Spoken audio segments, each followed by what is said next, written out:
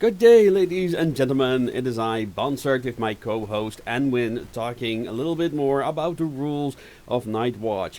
Last time we talked about the check system, which I also mentioned the Boondai, and that we had a special edition, and I forgot to bring our very special version. So, in case anyone is interested in having these as an add-on, let me know. Right now they are specially made for the people who backed Nightwatch in the first 48 hours. So that's the first 48 people or something from the top of my head.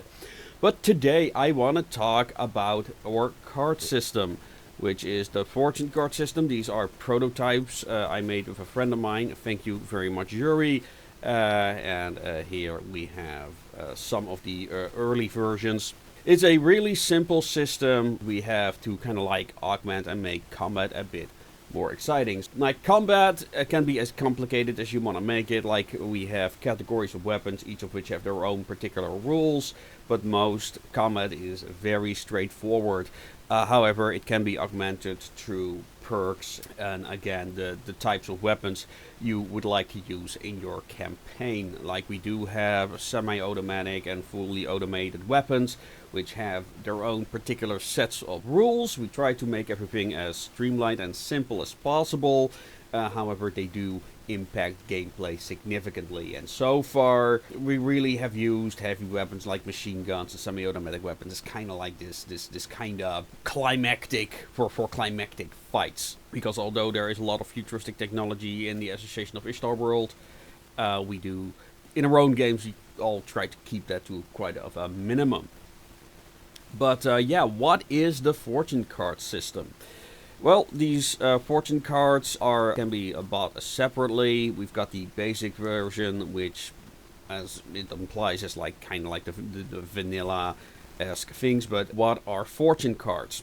Well, the basic idea, let me go to the thing, is that fortune cards basically do three things. First is that they determine initiative. Every fortune card is marked 1 to 10. The idea is that you compile a deck of 10 fortune cards, each numbered 1 to 10, so you can mix and match the various sets that we have. I mean, you are free to, of course, design your own. Now then, Puppet Master adds, let's say you've got 2 players and a Puppet Master, just for the sake of argument. You draw 10 cards from the 10 and you lay them open, kind of like this.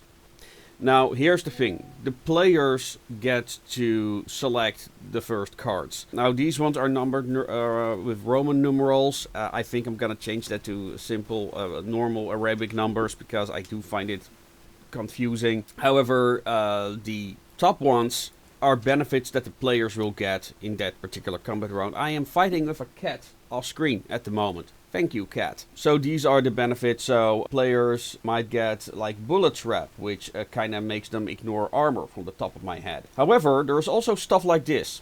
Gun jam, which means that the player's gun might jam. And also the initiative number is, am I saying that correctly? Yes, 7. So the initiative is not best. The initiative goes from 1 to 10, so 1 is the fastest, 10 is the slowest. Why do I give negative benefits to players? Well, that's because the other option is that the Game Master, the Puppet Master, will get to pick these. The black parts are the boons that the Game Master will get, which is, in this particular case, stand still. All the associates get a plus 1 TN to all their combat checks. In other words, for those who missed our previous video, challenges are described as TN, which means target number. So plus 1 TN means plus 1 to the target number. In other words, it increases the challenge. So one player can say, okay, well then my gun jams and I have that problem now that I'm going to have to deal with. Or otherwise all my fellow associates will get a penalty on all their combat checks. So that's kind of the idea. To kind of also force players to roleplay. Like, some players really like to like roleplay, like, oh my god, my gun is jammed, blah blah blah, now I'm gonna do all this stuff. But other players just use it very mechanically, like a board game. For inspiration, I use a lot of board game for inspiration, so that's also what it is. How you handle that is all up to you. Like also the mechanics, here how we've handled like the decks. Some game masters just say, I'm just gonna throw all my decks together and make 10 cards and I'll see what happens. Others have been very selective to ensure that all the card themes make sense for the combat situation that he prepared. So, but how you deal with that is all up to you. There are multiple ways to deal with it. Also, some say, well, we only draw like the first 2 rounds separately, and then we just keep the initiative or the particular benefits of those cards in play. All up to you. We've done it in all various ways, and none of these variations have caused any problems for the gameplay.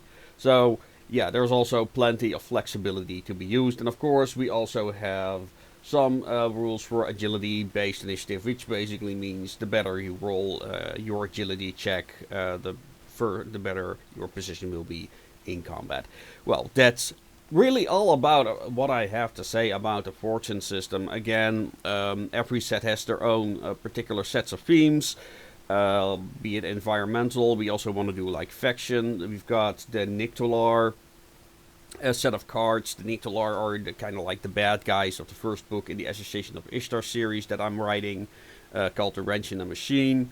So people ask, like, where can I get ideas from? Folks, we have an entire book series already published, and we've got like a few dozen short stories, each suggesting their own unique concepts. That's the entire idea of the Association of Ishtar story, and that's also how this tiny tyke came into being. So yeah, that's also kind of like a peek of what we are planning to do in the future. Maybe whenever I publish new books, which I also crowdfund on Kickstarter, we might add new fortune cards, probably digitally, so you can print them out yourself as a particular reward. Because when I order cards, I have to order them by the hundreds. Like, I'm not that big yet, so we'll see how that moves forward. In that case, are you already following our Kickstarter? We are live now. The Kickstarter is gonna last until July 3rd, and we have 3 sets of fortune cards right now for sale, both digitally and physically. So please support that, so I know how many cards I have to order. And yeah, of course, please spread the word.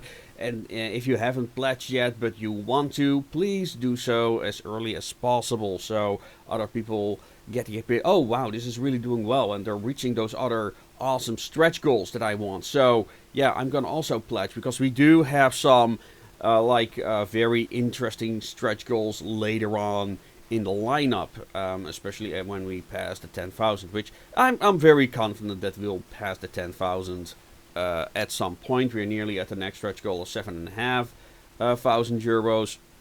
So please pledge today. And with that, ladies and gentlemen, I hope this clarified something about the fortune system. Next time I'll probably talk about my personal mechanic, which is the project system. And with that, as always, make things your way. Good night.